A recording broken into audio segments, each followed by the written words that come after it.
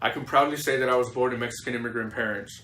My parents came to the U.S. in the early 80s and traveled around the Midwest, working as migrant farm workers before they actually settled down in Kansas, which is where I was born. I grew up in a pretty big family, so a family of seven. You know, we all grew up in a little small 2-bedroom mobile home, so pretty much a little house on wheels, little trailer for the first 16 years of my life. I was the oldest out of my 5 siblings, so I usually had to be the translator for my parents, the mediator, you know, and I honestly hated it. I hated, you know, having to do that all the time. I would get mad. And until one day, I remember that, you know, my mom wanted me to translate for her, and I ended up giving her attitude. And she started crying and asked me if I was ashamed of her because she didn't know the language. And I just remember that feeling, you know, and I never wanted to make my mom ever feel that way again. So I told myself that that was going to be, the last time that I ever did that. And, you know, I would always try my very best to always help them out in any kind of way that I could. You know, they suffered so much and sacrificed so much to give me a better life, and I couldn't just simply translate for them. You know, it's just not being considerate. So, you know, that after that, I told myself I would always try to help them out in any kind of way. This is why I tell you, no matter who you are, never be ashamed of where you come from. Always be proud of your culture. Be proud and thankful that your parents taught you another language. And always defend your family and your culture with honor. The only way to do that is through educating yourself. I want to be able to explain things very easily in my videos. And the reason for that is, you know, maybe some kid is watching a video and he says, you know, my parents are migrant workers, his parents are migrant workers, I'm brown, he's brown. You know, if he can do it, then I can do it too. You know, and you can. It's honestly hard out here for minorities. But through me, I want you to see that, you know, it may not be easy, but it is possible to achieve something. You can make it. So whenever I say that it's hard out here for minorities, what I mean by that is that, you know, some of us have to deal with slightly different issues than some of our peers out here.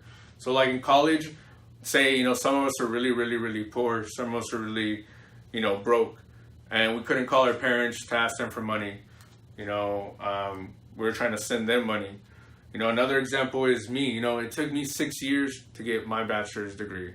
Some people do it in 4. Most people do it in 5. It took me 6 years. You know, but I'm not ashamed to tell you, you know, that it took me 6 years because I got it done. During those 6 years, I lost my grandpa to the drug violence, you know, down at the border. I retook a lot of classes during that time. Most of my classes I took twice.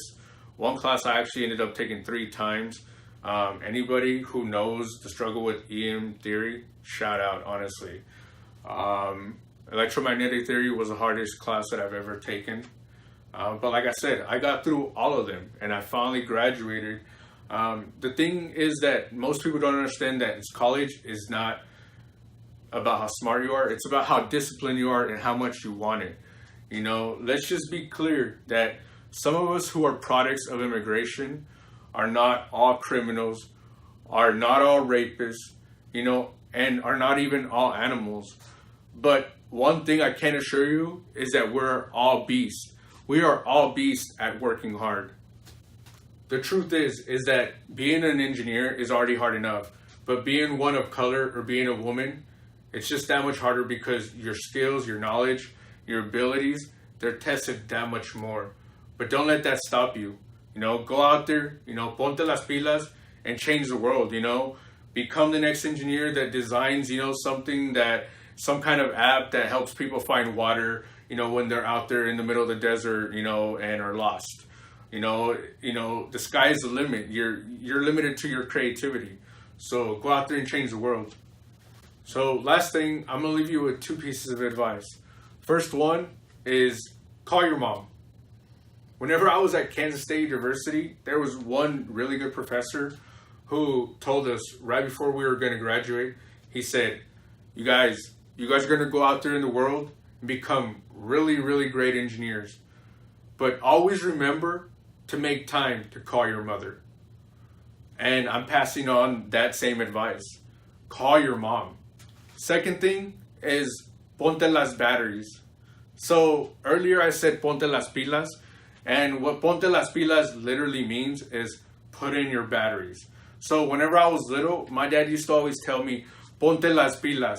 What that meant to me, what he was trying to translate to me is like, stay alert, stay sharp, you know, like get energized, go out there, do something, like, you know, just like stay motivated, you know. So that's my final, you know, note of advice is, you know, ponte las batteries, go out there and change the world, man. Let's do this. So make sure that you guys like this video, you share this video, and you subscribe to my YouTube channel. While you're at it, you check out my sister's Instagram and YouTube. She does amazing makeup and hair tutorials. So make sure that you check this out. And until next time, peace.